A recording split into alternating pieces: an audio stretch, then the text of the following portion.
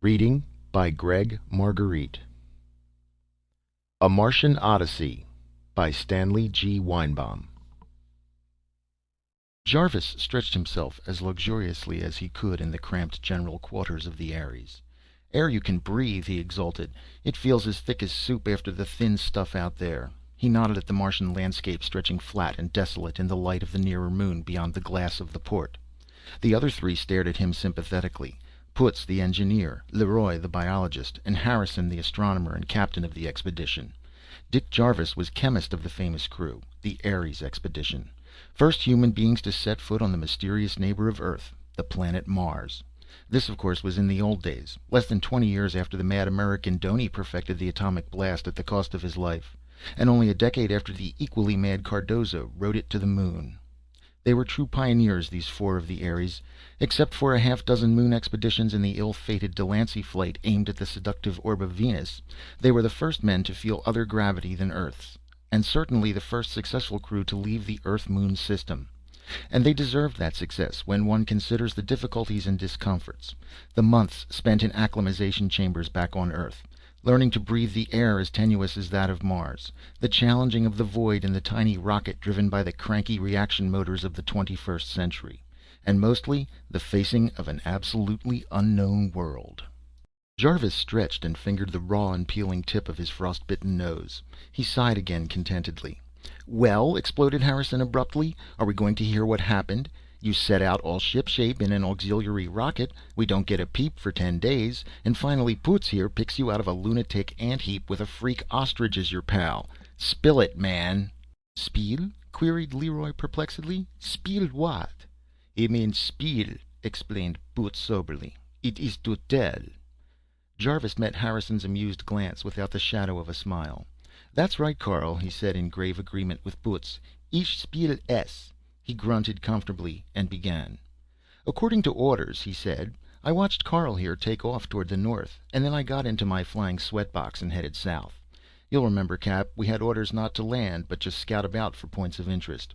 I set the two cameras clicking and buzzed along, riding pretty high, about 2,000 feet, for a couple of reasons. First, it gave the cameras a greater field, and second, the underjets travel so far in this half vacuum they call air here that they stir up dust if you move low." "We know all that from Poots," grunted Harrison. "I wish you'd saved the films, though. They'd have paid for the cost of this junket. Remember how the public mobbed the first moon pictures?" "The films are safe," retorted Jarvis. "Well," he resumed, "as I said, I buzzed along at a pretty good clip. Just as we figured, the wings haven't much lift in this air at less than 100 miles per hour, and even then I had to use the underjets. So with the speed and the altitude and the blurring caused by the underjets, the seeing wasn't any too good. I could see enough, though, to distinguish that what I sailed over was just more of this gray plain that we'd been examining the whole week since our landing. Same blobby growths and the same eternal carpet of crawling little plant animals, or biopods as Leroy calls them. So I sailed along, calling back my position every hour as instructed, and not knowing whether you heard me." "I did," snapped Harrison. "150 miles south," continued Jarvis imperturbably, "the surface changed to a sort of low plateau, nothing but desert and orange-tinted sand. I figured that we were right in our guess then, and this gray plain we dropped on was really the Mare Cimmerium, which would make my orange desert the region called Xanthus. If I were right, I ought to hit another gray plain, the Mare Cronium, in another couple of 100 miles, and then another orange desert, Thule 1 or 2, and so I did." "Poots verified our position a week and a half ago," grumbled the captain. "Let's get to the point." "Coming," remarked Jarvis. "20 miles into Thule, believe it or not, I crossed a canal." "Poots photographed 100. Let's hear something new." "And did he also see a city?" "20 of 'em, if you call those heaps of mud cities." "Well," observed Jarvis, "from here on I'll be telling a few things Poots didn't see." He rubbed his tingling nose and continued.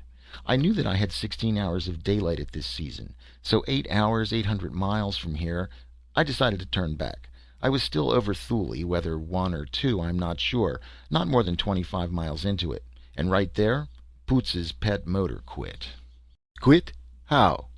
Poots was solicitous.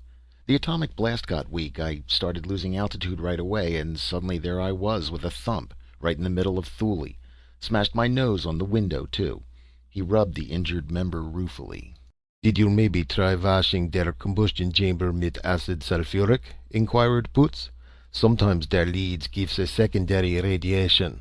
Nah, said Jarvis disgustedly. I wouldn't try that. Of course, not more than 10 times. Besides, the bump flattened the landing gear and busted off the underjets. Suppose I got the thing working. What then? 10 miles with the blast coming right out of the bottom, I'd have melted the floor from under me. He rubbed his nose again. Lucky for me, a pound only weighs 7 ounces here, or I'd have been mashed flat. I could have fixed, ejaculated the engineer. I bet it was not serious. Probably not, agreed Jarvis sarcastically. Only it wouldn't fly. Nothing serious, but I had my choice of waiting to be picked up or trying to walk back.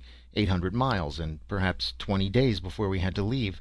40 miles a day. Well, he concluded, I chose to walk. Just as much chance of being picked up, and it kept me busy. We'd have found you, said Harrison. No doubt. Anyway, I rigged up a harness from some seat straps, and put the water tank on my back. Took a cartridge belt and revolver and some iron rations, and started out. Water tank? Exclaimed the little biologist Leroy. She weigh 1/4 ton. Wasn't full. Weighed about 250 pounds earth weight, which is 85 here. Then, besides, my own personal 210 pounds is only 70 on Mars, so tank and all, I grossed 155, or 55 pounds less than my everyday earth weight. I figured on that when I undertook the 40-mile daily stroll. Oh, of course I took a thermoskin sleeping bag for those wintry Martian nights. Off I went, bouncing along pretty quickly. 8 hours of daylight meant 20 miles or more. It got tiresome, of course, plugging along over a soft sand desert with nothing to see, not even Leroy's crawling biopods, but an hour or so brought me to the canal. Just a dry ditch about 400 feet wide and straight as a railroad on its own company map. There'd been water in it some time, though. The ditch was covered with what looked like a nice green lawn. Only as I approached, the lawn moved out of my way.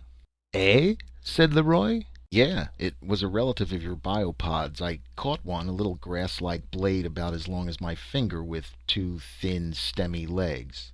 "He is where?" Leroy was eager. "He is let go. I had to move, so I plowed along with the walking grass opening in front and closing behind, and then I was out on the orange desert of Thule again." I plugged steadily along, cussing the sand that made going so tiresome, and incidentally cussing that cranky motor of yours, Carl. It was just before twilight that I reached the edge of Thule, and looked down over the gray Mare Cronium. And I knew there was 75 miles of that to be walked over, and then a couple 100 miles of Xanthus Desert, and about as much more Mare Cimmerium. Was I pleased? I started cussing you fellows for not picking me up. "We were trying, you sap," said Harrison. That didn't help. Well, I figured I might as well use what was left of daylight in getting down the cliff that bounded Thule. I found an easy place, and down I went. Mare Cronium was just the same sort of place as this. Crazy leafless plants, a bunch of crawlers. I gave it a glance and hauled out my sleeping bag. Up to that time, you know, I hadn't seen anything worth worrying about on this half-dead world. Nothing dangerous, that is. "Did you?" queried Harrison. "Did I? You'll hear about it when I come to it. Well, I was just about to turn in when suddenly I heard the wildest sort of shenanigans." "What is shenanigans?" inquired Putz. "He say, je ne sais quoi," explained Leroy. "It is to say, I don't know what." "That's right," agreed Jarvis. "I didn't know what, so I sneaked over to find out. There was a racket, like a flock of crows eating a bunch of canaries. Whistles, cackles, calls, trills, and what have you. I rounded a clump of stumps, and there was Tweel." "Tweel?" asked Harrison. "And Tweel?" asked Leroy and Putz. "That freak ostrich," explained the narrator. "At least, Tweel is as near as I can pronounce it without sputtering. He called it something like twirl." "What was he doing?" asked the captain. "He was being eaten, and squealing, of course, as anyone would." "Eaten? By what?" "I found out later. All I could see then was a bunch of black ropey arms tangled around what looked like, as Poots described it to you, an ostrich. I wasn't going to interfere. Naturally, if both creatures were dangerous, I'd have one less to worry about. But the bird-like thing was putting up a good battle, dealing vicious blows with an 18-inch beak between screeches. And besides, I caught a glimpse or two of what was on the end of those arms." Jarvis shuddered. "But the clincher was when I noticed a little black bag or case hung about the neck of the bird thing. It was intelligent. That, or tame, I assumed. Anyway, it clinched my decision. I pulled out my automatic and fired into what I could see of its antagonist. There was a flurry of tentacles and a spurt of black corruption, and then the thing with a disgusting sucking noise pulled itself and its arms into a hole in the ground. The other let out a series of clacks, staggered around on legs about as thick as golf sticks, and turned suddenly to face me. I held my weapon ready, and the two of us stared at each other. The Martian wasn't a bird, really. It wasn't even bird-like, except just at first glance. It had a beak all right, and a few feathery appendages. But the beak wasn't really a beak. It was somewhat flexible. I could see the tip bend slowly from side to side. It was almost like a cross between a beak and a trunk. It had four-toed feet and four-fingered things, hands you'd have to call them, and a little roundish body, and a long neck ending in a tiny head, and that beak. It stood an inch or so taller than I, and, well, Poots saw it. The engineer nodded. Ja, I saw. Jarvis continued. So, we stared at each other. Finally, the creature went into a series of clackings and twitterings and held out its hands towards me, empty. I took that as a gesture of friendship. Perhaps, suggested Harrison, it looked at that nose of yours and thought you were its brother. Huh, you can be funny without talking. Anyway, I put up my gun and said, don't mention it, or something of the sort, and the thing came over and we were pals. By that time the sun was pretty low, and I knew that I'd better build a fire or get into my thermoskin. I decided on the fire. I picked a spot at the base of the Thule cliff where the rock could reflect a little heat on my back. I started breaking off chunks of this desiccated Martian vegetation, and my companion caught the idea and brought in an armful. I reached for a match, but the Martian fished into his pocket and brought out something that looked like a glowing coal. One touch of it, and the fire was blazing. And you all know what a job we have starting a fire in this atmosphere. And that bag of his, continued the narrator, that was a manufactured article, my friends. Press an end and she popped open. Press the middle and she sealed so perfectly you couldn't see the line. Better than zippers. Well, we stared at the fire a while, and I decided to attempt some sort of communication with the Martian. I pointed at myself and said, Dick. He caught the drift immediately, stretched a bony claw at me, and repeated, Tick. Then I pointed at him, and he gave that whistle I call tweel. I can't imitate his accent, but things were going pretty smoothly. To emphasize the names, I repeated Dick, and then pointing at him, tweel. There we stuck. He gave some clacks that sounded negative and said something like "Proot," and that was just the beginning. I was always Tick, but as for him, part of the time he was tweel, and part of the time he was "Proot," and part of the time he was 16 other noises. We just couldn't connect. I tried rock, and I tried star, and tree, and fire, and Lord knows what else, and try as I would, I couldn't get a single word. Nothing was the same for 2 successive minutes. And if that's a language, I'm an alchemist. Finally, I gave it up and called him Tweel, and that seemed to do. But Tweel hung on to some of my words. He remembered a couple of them, which I suppose is a great achievement if you're used to a language you have to make up as you go along. But I couldn't get the hang of his talk. Either I missed some subtle point, or we just didn't think alike, and I rather believe the latter view. I've other reasons for believing that. After a while, I gave up the language business and tried mathematics. I scratched 2 + 2 = 4 on the ground and demonstrated it with pebbles. Again, Tweel caught the idea and informed me that 3 + 3 = 6. Once more, we seemed to be getting somewhere. So knowing that Tweel had at least a grammar school education, I drew a circle for the sun, pointing first at it, and then at the last glow of the sun. Then I sketched in Mercury and Venus and Mother Earth and Mars, and finally, pointing to Mars, I swept my hand around in a sort of inclusive gesture to indicate that Mars was our current environment. I was working up to putting over the idea that my home was on Earth. Tweel understood my diagram all right. He poked his beak at it, and with a great deal of trilling and clucking he added Deimos and Phobos to Mars, and then sketched in the Earth's moon. Do you see what that proves? It proves that Tweel's race uses telescopes, that they're civilized. Does not, snapped Harrison. The moon is visible from here as a fifth magnitude star. They could see its revolution with the naked eye. The moon, yes, said Jarvis. You've missed my point. Mercury isn't visible. And Tweel knew of Mercury because he placed the moon at the third planet, not the second. If he didn't know Mercury, he'd put the Earth second and Mars third instead of fourth. See? Huh, said Harrison. Anyway, proceeded Jarvis, I went on with my lesson. Things were going smoothly, and it looked as if I could put the idea over.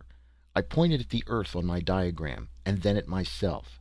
And then to clinch it, I pointed to myself, and then to the Earth itself, shining bright green, almost at the zenith. Tweel set up such an excited clacking that I was certain he understood. He jumped up and down, and suddenly he pointed at himself, and then at the sky, and then at himself, and then at the sky again. He pointed at his middle, and then Arcturus, at his head, and then at Spica, at his feet, and then at half a dozen stars, while I just gaped at him. Then, all of a sudden, he gave a tremendous leap.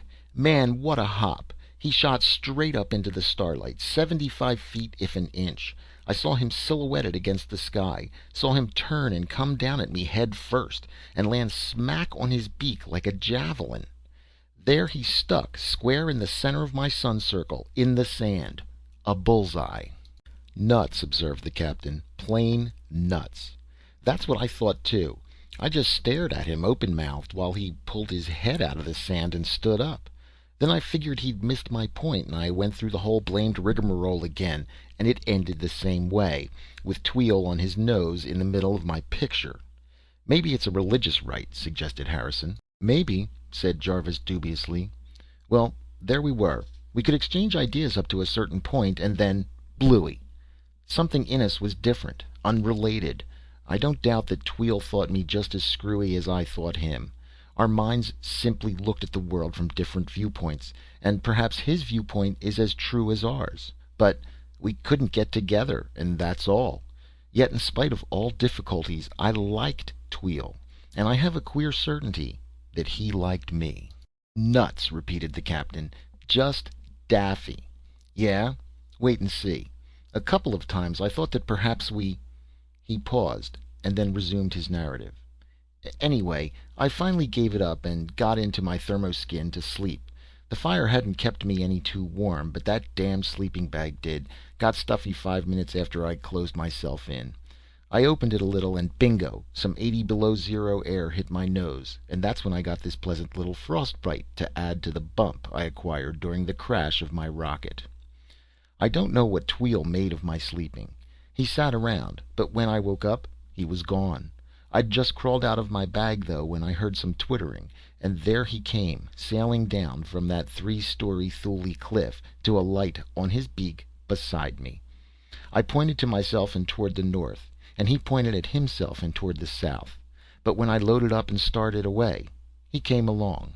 Man, how he traveled! 150 feet at a jump, sailing through the air stretched out like a spear and landing on his beak. He seemed surprised at my plodding, but after a few moments he fell in beside me. Only every few minutes he'd go into one of his leaps and stick his nose into the sand a block ahead of me. Then he'd come shooting back at me.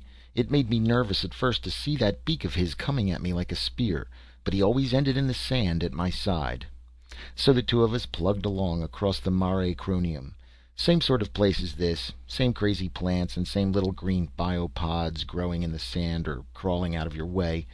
We talked, not that we understood each other, you know, but just for company. I sang songs, and I suspect Tweel did too. At least some of his trillings and twitterings had a subtle sort of rhythm. Then, for variety, Tweel would display his smattering of English words. He'd point to an outcropping and say, "Rock," and point to a pebble and say it again. Or he'd touch my arm and say, "Tick," and then repeat it.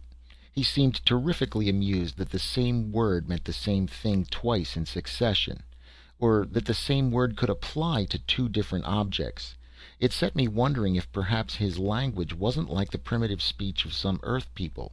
You know, Captain, like the Negritos, for instance, who haven't any generic words. No word for food or water or man, but words for good food and bad food, or rainwater and seawater, or strong man and weak man, but no names for general classes. They're too primitive to understand that rainwater and seawater are just different aspects of the same thing. But that wasn't the case with Tweel. It was just that we were somehow mysteriously different. Our minds were alien to each other, and yet we liked each other. Loony. That's all, remarked Harrison. That's why you two were so fond of each other. Well, I like you, countered Jarvis wickedly. Anyway, he resumed, don't get the idea that there was anything screwy about Tweel. In fact, I'm not so sure but that he couldn't teach our highly praised human intelligence a trick or two. Oh, he wasn't an intellectual superman, I guess. But don't overlook the point that he managed to understand a little of my mental workings, and I never even got a glimmering of his. Because he didn't have any, suggested the captain, while Poots and Leroy blinked attentively. You can judge of that when I'm through, said Jarvis. Well, we plugged along across the Mare Cronium all that day and all the next. Mare Cronium, sea of time. Say, I was willing to agree with Schiaparelli's name by the end of that march. Just that gray, endless plain of weird plants and never a sign of any other life. It was so monotonous that I was even glad to see the desert of Xanthus toward the evening of the second day. I was fair worn out, but Tweel seemed as fresh as ever. For all, I never saw him drink or eat. I think he could have crossed the Mare Cronium in a couple of hours with those block-long nose-dives of his, but he stuck along with me.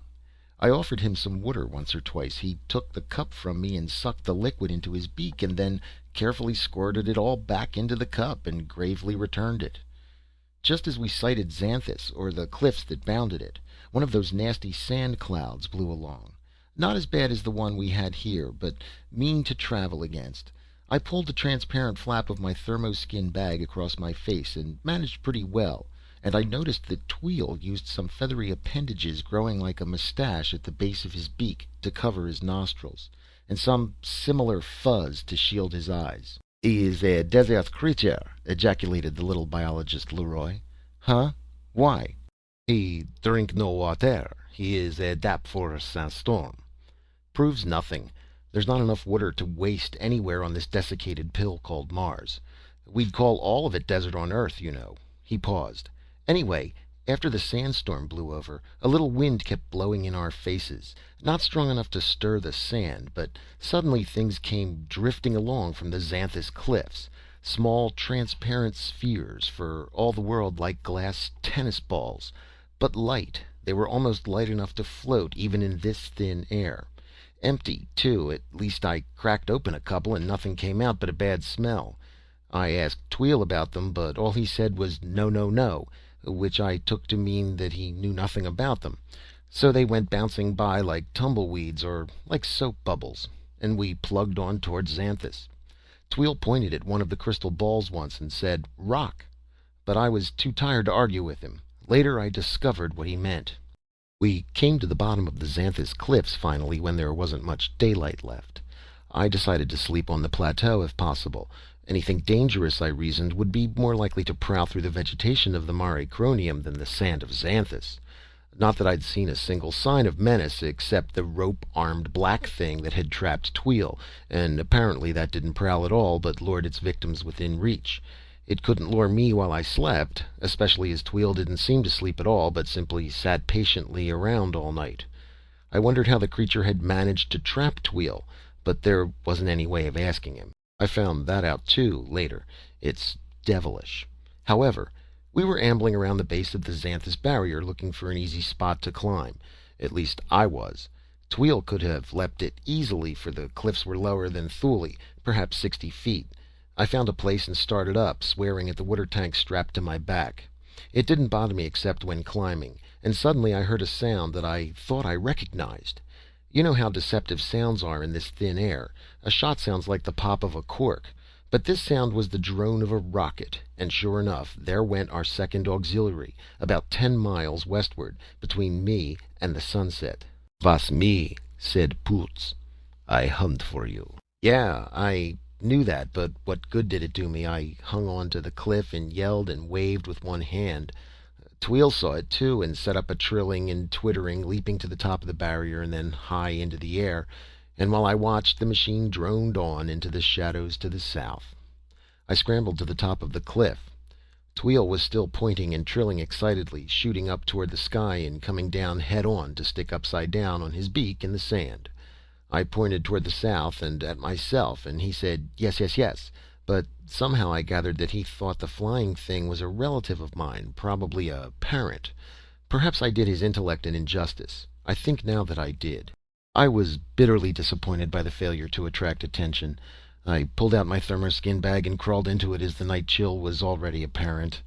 Tweel stuck his beak into the sand and drew up his legs and arms and looked for all the world like one of those leafless shrubs out there.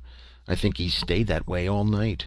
"Protective mimicry!" ejaculated Leroy. "See? He is a desert creature." "In the morning," resumed Jarvis, "we started off again. We hadn't gone 100 yards into Xanthus when I saw something queer. This is one thing Poots didn't photograph, I'll wager. There was a line of little pyramids, tiny ones, not more than 6 inches high, stretching across Xanthus as far as I could see. Little buildings made of pygmy bricks. They were hollow inside and truncated, or at least broken at the top, and empty. I pointed at them and said, 'What?' to Tweel, but he gave some negative twitters to indicate, I suppose, that he didn't know. So off we went, following the row of pyramids because they ran north and I was going north. Man, we trailed that line for hours. After a while I noticed another queer thing. They were getting larger. Same number of bricks in each one, but the bricks were larger. By noon they were shoulder high. I looked into a couple, all just the same, broken at the top and empty. I examined a brick or two as well. They were silica and old as creation itself." "How you know?" asked Leroy. "They were weathered, edges rounded. Silica doesn't weather easily, even on Earth, and in this climate." "How old do you think?" 50,000, 100,000 years? How can I tell? The little ones we saw in the morning were older, perhaps 10 times as old, crumbling. How old would that make them? Half a million years? Who knows?" Jarvis paused a moment. "Well," he resumed, "we followed the line. Tweel pointed at them and said 'rock' once or twice, but he'd done that many times before. Besides, he was more or less right about these. I tried questioning him. I pointed at a pyramid and asked 'people?' and indicated the two of us. He set up a negative sort of clucking and said, 'No, no, no, no 112, no 224, meanwhile rubbing his stomach. I just stared at him and he went through the business again. 'No 112, no 224. I just gaped at him." "That proves it!" exclaimed Harrison. "Nuts!" "You think so?" queried Jarvis sardonically. "Well, I figured it out different. No 112? You don't get it, of course, do you?" "Nope, nor do you." "I think I do." Tweel was using the few English words he knew to put over a very complex idea. "What, let me ask, does mathematics make you think of?" "Why, astronomy or logic." "That's it. No 112. Tweel was telling me that the builders of the pyramids weren't people, or that they weren't intelligent, that they weren't reasoning creatures. Get it?" "Huh, I'll be damned." "You probably will." "Why?" put in Leroy. "He rub his belly." "Why? Because, my dear biologist, that's where his brains are. Not in his tiny head, in his middle." "C'est impossible." "Not on Mars it isn't. This flora and fauna aren't earthly. Your biopods prove that." Jarvis grinned and took up his narrative. "Anyway, we plugged along across Xanthus, and in about the middle of the afternoon, something else queer happened. The pyramids ended." "Ended?" "Yep. The queer part was that the last one, and now they were 10-footers, was capped. See? Whatever built it was still inside. We'd trailed them from their 500,000-year-old origin to the present." Tweel and I noticed it about the same time. I yanked out my automatic. I had a clip of Boland explosive bullets in it. And Tweel, quick as a sleight of hand trick, snapped a queer little glass revolver out of his bag. It was much like our weapons, except that the grip was larger to accommodate his 4-taloned hand. And we held our weapons ready while we sneaked up along the lines of empty pyramids. Tweel saw the movement first. The top tiers of bricks were heaving, shaking, and suddenly slid down the sides with a thin crash. And then something was coming out. A long silvery gray arm appeared, dragging after it an armored body. Armored, I mean, with scales, silver gray and dull shining. The arm heaved the body out of the hole. The beast crashed to the sand. It was a nondescript creature, body like a big gray cask, arm and a sort of mouth hole at one end, stiff pointed tail at the other, and that's all. No other limbs, no eyes, ears, nose, nothing. The thing dragged itself a few yards, inserted its pointed tail in the sand, pushed itself upright, and just sat. Tweel and I watched for 10 minutes before it moved.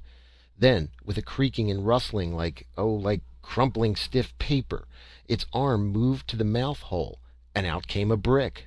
The arm placed the brick carefully on the ground, and the thing was still again. Another 10 minutes, another brick. Just one of nature's bricklayers. I was about to slip away and move on when Tweel pointed at the thing and said, "Rock." I went, "Huh?" And he said it again. Then, to the accompaniment of some of his trilling, he said, "No, no," and gave 2 or 3 whistling breaths. Well, I got his meaning for a wonder. I said, "No breath?" and demonstrated the word. Tweel was ecstatic. He said, "Yes, yes, yes. No, no, no breet." Then he gave a leap and sailed out to land on his nose about 1 pace from the monster. I was startled, you can imagine. The arm was going up for a brick, and I expected to see Tweel caught and mangled, but nothing happened. Tweel pounded on the creature, and the arm took the brick and placed it neatly beside the first. Tweel rapped on its body again and said, "Rock." I got up nerve enough to take a look myself. Tweel was right again.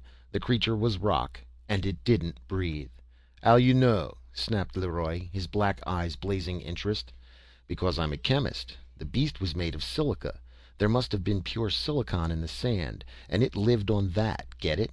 We and Tweel and those plants out there and even the biopods are carbon life. This thing lived by a different set of chemical reactions. It was silicon life." "La vie silicieuse!" shouted Leroy. "I have suspect, and now it is proof. I must go see. Il fait que je—" all right," said Jarvis. "You can go see. Anyhow, there the thing was, alive and yet not alive, moving every 10 minutes and then only to remove a brick. Those bricks were its waste matter, see, Frenchie? We're carbon, and our waste is carbon dioxide, and this thing is silicon, and its waste is silicon dioxide, silica. But silica is solid, hence the bricks, and it builds itself in, and when it's covered, it moves over to a fresh place to start over. No wonder it creaked, a living creature 500,000 years old." "How you know how old?" Leroy was frantic. "We trailed its pyramids from the beginning, didn't we? If this weren't the original pyramid builder, the series would have ended somewhere before we found him, wouldn't it? Ended and started over with the small ones. That's simple enough, isn't it? But he reproduces, or tries to. Before the 3rd brick came out, there was a little rustle, and out popped a whole stream of those little crystal balls. They're his spores or eggs or seeds, call 'em what you want. They went bouncing by across Xanthus just as they'd bounced by us back in the Mare Cronium. I've a hunch how they work, too. This is for your information, Leroy. I think the crystal shell of silica is no more than a protective covering, like an eggshell, and that the active principle is the smell inside.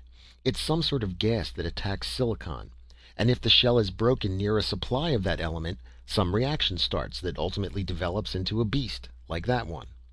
"You should try," exclaimed Little Frenchman. "We must break one to see." "Yeah, well, I did. I smashed a couple against the sand. Would you like to come back in about 10,000 years to see if I planted some pyramid monsters? You'd most likely be able to tell by that time." Jarvis paused and drew a deep breath. "Lord, that queer creature. Do you picture it? Blind, deaf, nerveless, brainless, just a mechanism, and yet immortal. Bound to go on making bricks, building pyramids as long as silicon and oxygen exist, and even afterwards it'll just stop. It won't be dead.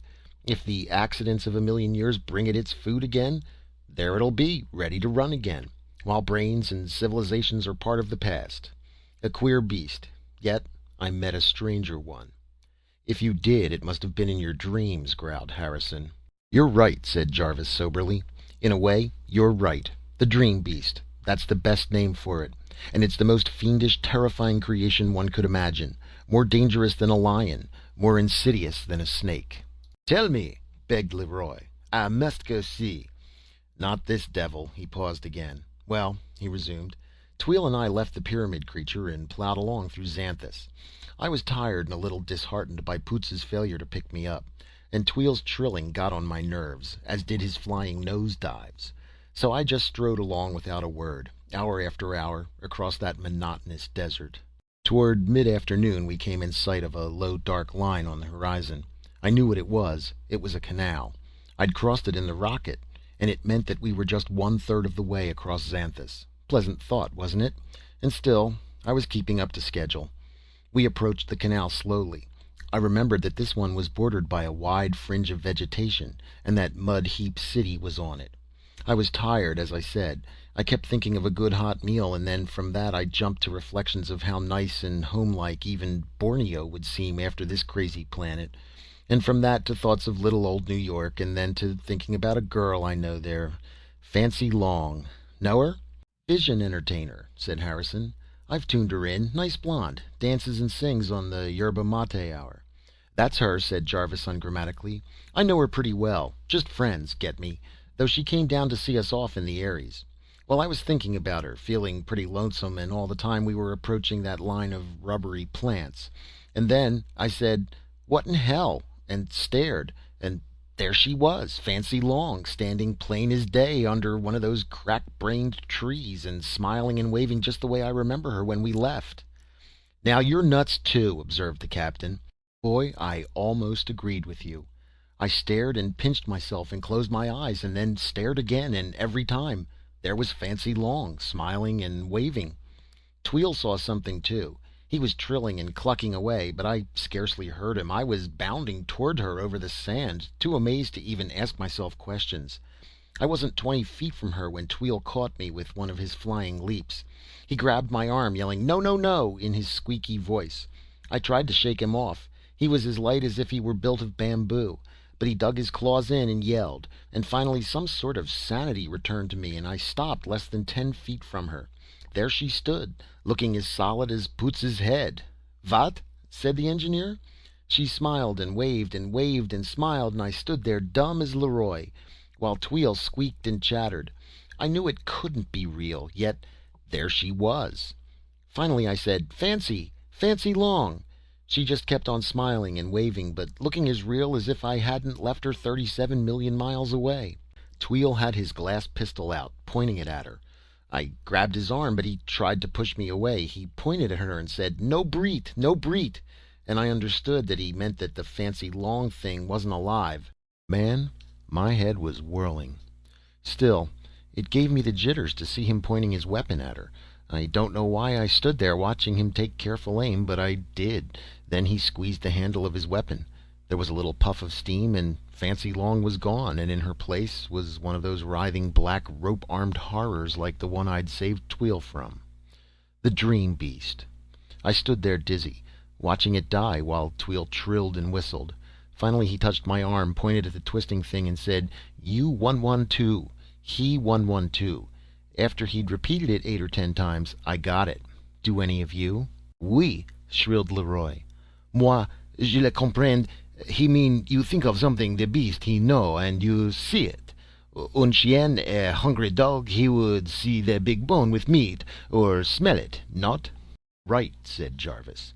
"The dream beast uses its victim's longings and desires to trap its prey. The bird at nesting season would see its mate. The fox, prowling for its prey, would see a helpless rabbit."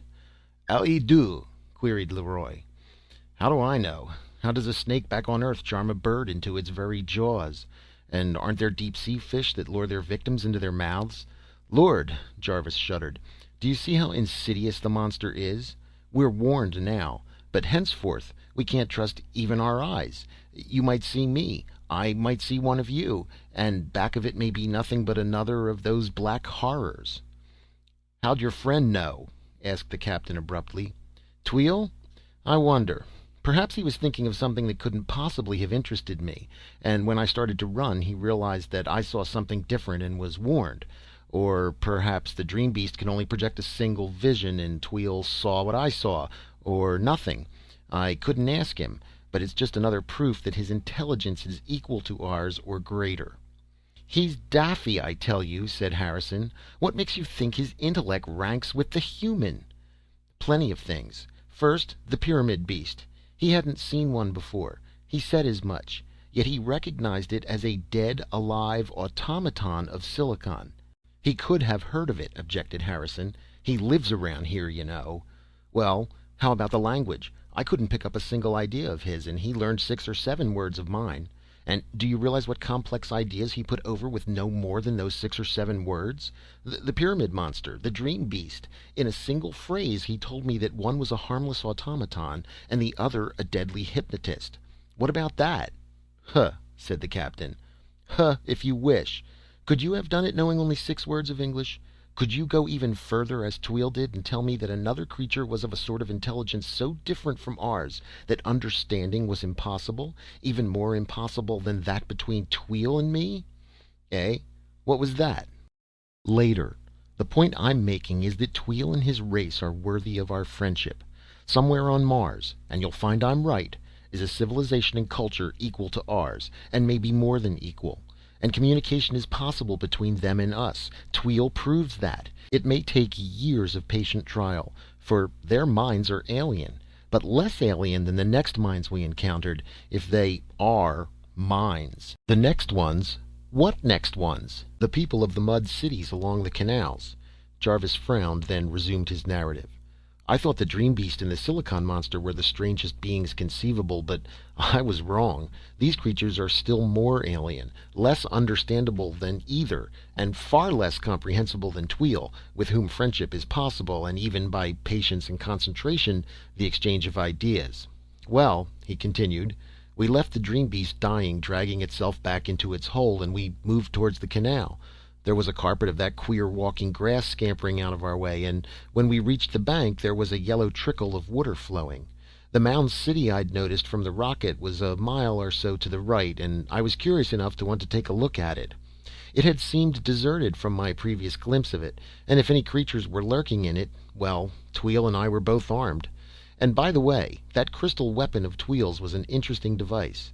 I took a look at it after the Dream Beast episode. It fired a little glass splinter, poisoned, I suppose, and I guess it held at least 100 of them to a load. The propellant was steam, just plain steam. Steam? Echoed Poots. From what comes steam? From water, of course. You could see the water through the transparent handle and about a gill of another liquid, thick and yellowish. When Tweel squeezed the handle, there was no trigger, a drop of water and a drop of the yellow stuff squirted into the firing chamber, and the water vaporized. Pop! Like that. It's not so difficult. I think we could develop the same principle. Concentrated sulfuric acid will heat water almost to boiling, and so will quicklime, and there's potassium and sodium. Of course his weapon hadn't the range of mine, but it wasn't so bad in this thin air, and it did hold as many shots as a cowboy's gun in a western movie. It was effective, too, at least against Martian life. I tried it out, aiming it at one of the crazy plants, and darned if the plant didn't wither up and fall apart.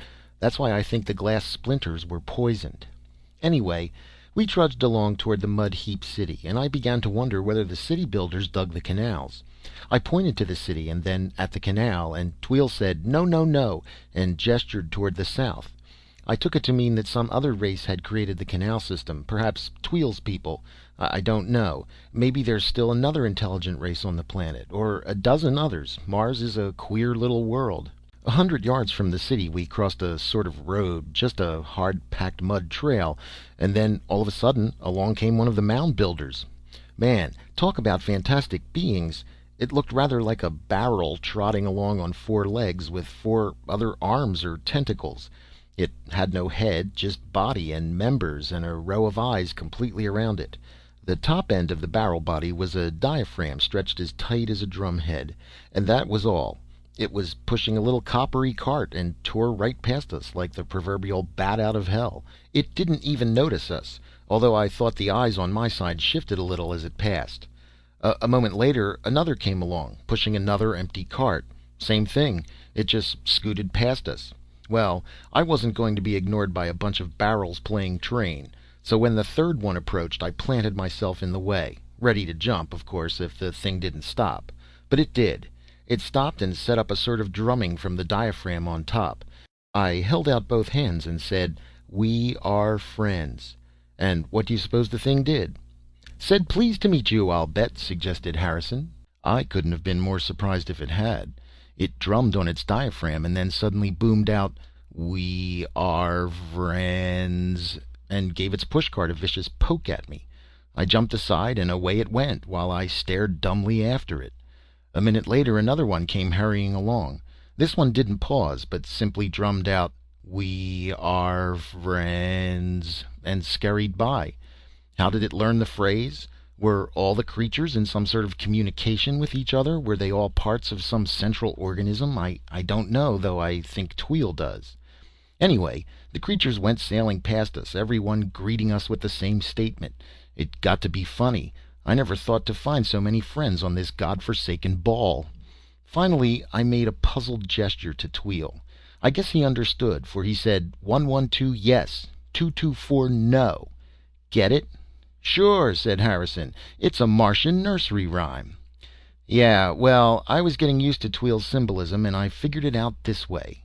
112 yes, the creatures were intelligent. 224 no, their intelligence was not of our order, but something different and beyond the logic of 2 and 2 is 4. Maybe I missed his meaning. Perhaps he meant that their minds were of low degree, able to figure out the simple things, 112 yes, but not more difficult things, 224 no. But I think from what we saw later that he meant the other. After a few moments, the creatures came rushing back, first one, then another. Their pushcarts were full of stones, sand, chunks of rubbery plants, and such rubbish as that. They droned out their friendly greeting, which didn't really sound so friendly, and dashed on. The third one I assumed to be my first acquaintance, and I decided to have another chat with him. I stepped into his path again and waited. Up he came, booming out his "We are friends," and stopped. I looked at him. 4 or 5 of his eyes looked at me. He tried his password again and gave a shove on his cart, but I stood firm. And then the dashed creature reached out one of his arms, and 2 finger-like nippers tweaked my nose. "Ha!" roared Harrison. "Maybe the things have a sense of beauty." "Laugh," grumbled Jarvis. "I'd already had a nasty bump and a mean frostbite on that nose. Anyway, I yelled, 'Ouch!' and jumped aside, and the creature dashed away. But from then on, their greeting was, 'We are friends.' Ouch! Queer beasts." Tweel and I followed the road squarely up to the nearest mound. The creatures were coming and going, paying us not the slightest attention, fetching their loads of rubbish. The road simply divided into an opening and slanted down like an old mine, and in and out darted the barrel people, greeting us with their eternal phrase. I looked in. There was a light somewhere below, and I was curious to see it. It didn't look like a flame or torch, you understand, but more like a civilized light, and I thought that I might get some clue as to the creature's development. So in I went, and Tweel tagged along, not without a few trills and twitters, however. The light was curious. It sputtered and flared like an old arc light, but came from a single black rod set in the wall of the corridor. It was electric beyond doubt. The creatures were fairly civilized, apparently. Then I saw another light shining on something that glittered, and I went on to look at that. But it was only a heap of shiny sand. I turned toward the entrance to leave, and the devil take me if it was gone. I suppose the corridor had curved, or I'd stepped into a side passage. Anyway, I'd walked back in that direction I thought we'd come, and all I saw was more dim-lit corridor. The place was a labyrinth. There was nothing but twisting passages running every way, lit by occasional lights, and now and then a creature running by, sometimes with a pushcart, sometimes without. Well, I wasn't much worried at first. Tweel and I had only come a few steps from the entrance, but every move we made after that seemed to get us in deeper. Finally I tried following one of the creatures with an empty cart, thinking that he'd be going out for his rubbish, but he ran around aimlessly into one passage and out another. When he started dashing around a pillar like one of those Japanese waltzing mice, I gave up, dumped my water tank on the floor, and sat down. Tweel was as lost as I. I pointed up, and he said, "No, no, no," in a sort of helpless trill. And we couldn't get any help from the natives. They paid no attention at all, except to assure us that they were friends. Ouch! Lord, I don't know how many hours or days we wandered around there. I slept twice from sheer exhaustion. Tweel never seemed to need sleep. We tried following only the upward corridors, but they'd run uphill a ways and then curve downwards. The temperature in that damned anthill was constant. You couldn't tell night from day, and after my first sleep I didn't know whether I'd slept 1 hour or 13, so I couldn't tell from my watch whether it was midnight or noon. We saw plenty of strange things. There were machines running in some of the corridors, but they didn't seem to be doing anything, just wheels turning. And several times I saw two barrel beasts with a little one growing between them, joined to both. Parthenogenesis, exulted Leroy. Parthenogenesis by budding like les tulipes. If you say so, Frenchie, agreed Jarvis. The things never noticed us at all, except, as I say, to greet us with, "We are friends." Ouch! They seemed to have no home life of any sort, but just scurried around with their pushcarts bringing in rubbish. And finally I discovered what they did with it. We'd had a little luck with a corridor, one that slanted upwards for a great distance. I was feeling that we ought to be close to the surface, when suddenly the passage debouched into a domed chamber, the only one we'd seen. And man, I felt like dancing when I saw what looked like daylight through a crevice in the roof. There was a sort of machine in the chamber, just an enormous wheel that turned slowly, and one of the creatures was in the act of dumping his rubbish below it. The wheel ground it with a crunch, sand, stones, plants, all into powder that sifted away somewhere. While we watched, others filed in, repeating the process, and that seemed to be all. No rhyme or reason to the whole thing. But that's characteristic of this crazy planet. And there was another fact that's almost too bizarre to believe. One of the creatures, having dumped his load, pushed his cart aside with a crash and calmly shoved himself under the wheel. I watched him being crushed, too stupefied to make a sound, and a moment later another followed him. They were perfectly methodical about it, too. One of the cartless creatures took the abandoned pushcart. Tweel didn't seem surprised. I pointed out the next suicide to him, and he just gave the most human-like shrug imaginable, as much to say, "What can I do about it?" He must have known more or less about these creatures. Then I saw something else. There was something beyond the wheel, something shining on a sort of low pedestal. I walked over. There was a little crystal about the size of an egg fluorescing to beat Tophet. The light from it stung my hands and face, almost like a static discharge. And then I noticed another funny thing. Remember that wart I had on my left thumb? Look. Jarvis extended his hand. It dried up and fell off, just like that. And my abused nose? Say, the pain went out of it like magic. The thing had the property of hard X-rays or gamma radiations, only more so. It destroyed diseased tissue and left healthy tissue unharmed. I was thinking what a present that'd be to take back to Mother Earth when a lot of racket interrupted. We dashed back to the other side of the wheel in time to see one of the pushcarts ground up. Some suicide had been careless, it seems. Then suddenly the creatures were booming and drumming all around us, and their noise was decidedly menacing. A crowd of them advanced towards us. We backed out of what I thought was the passage we'd entered by, and they came rumbling after us, some pushing carts and some not. Crazy brutes. There was a whole chorus of, "We are friends." Ouch! I didn't like the ouch. It was rather suggestive. Tweel had his glass gun out, and I dumped my water tank for greater freedom and got mine. We backed up the corridor with the barrel beasts following, about 20 of them. Queer thing, the ones coming in with loaded carts moved past us, inches away, without a sign. Tweel must have noticed that.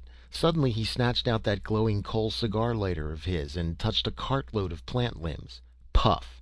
The whole load was burning, and the crazy beast pushing it went right along without a change of pace.